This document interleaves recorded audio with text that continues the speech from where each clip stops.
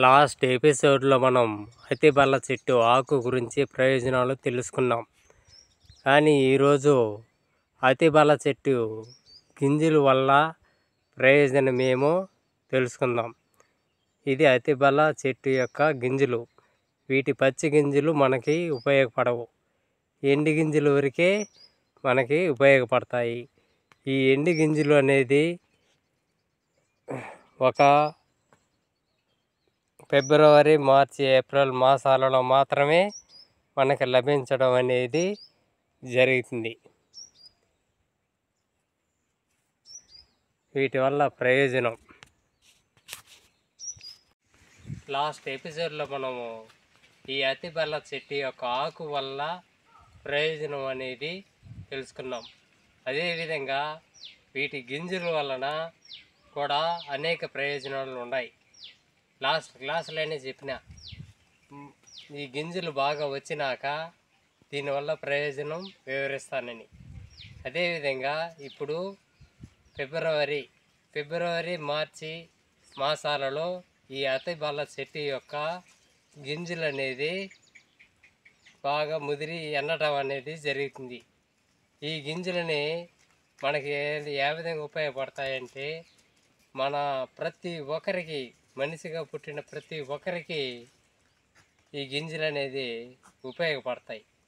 ఈ గింజలు అనేది మనం ఈ విధంగా చూసుకొని ఈ అతిబల్ల చెట్టు యొక్క గింజలని చూసుకొని మనం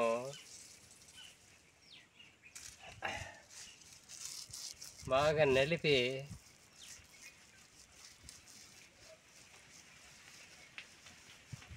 చూడండి ఏ విధంగా నలుపుతున్నాను. ఇన్ని గింజలు నలిపినా కూడా ఆడ తేలేది కొన్ని గింజల వరకే తేలుతాయి, మిగతా అంతా వేస్టే. ఈ గింజలను సేకరించడం అంత సులభమేం కాదు.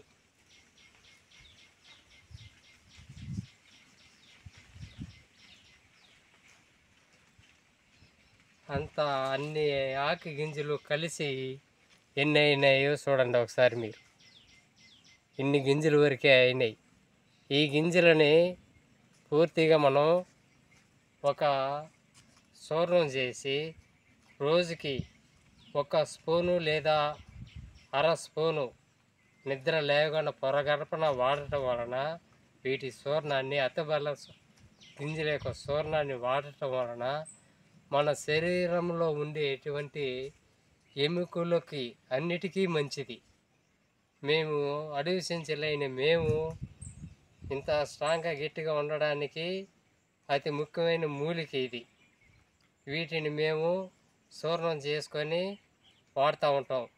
పశు వాళ్ళైనా ముసలి వాళ్ళైనా సమయం దొరికినప్పుడంతా ఆ విధంగా మీరు కూడా వాడాల్సిందిగా కోరుతున్నాం. అదేవిధంగా కీళ్ళ నొప్పులు కానీ, ఒళ్ళు నొప్పులు కానీ, ఎముకల నొప్పులు కానీ, అరగడం కానీ ఇవన్నీ కూడా జరగదు. ఈ అతిబల్ల చెట్టు యొక్క గింజల చూర్ణాన్ని మనం వాడటం వలన మోకాల నొప్పులు, చేతి నొప్పులు, మోసే నొప్పులు అనేవి కూడా మన దరిదాపుల్లో కూడా రావు. కాకపోతే వీటి గింజలను సేకరించడం అంత మీరు అనుకున్నంత సులభం ఏం కాదు. ఒక రోజంతా కలిసి శ్రమపడి కష్టపడితే కానీ ఒక 100 గ్రాములు లేదా 150 గ్రాములు ఒక వ్యక్తి సేకరించడం అనేది జరుగుతుంది. అది సేకరించేది కూడా ఒక ఫిబ్రవరి, మార్చి మాసాలలో మాత్రమే సేకరించాలి.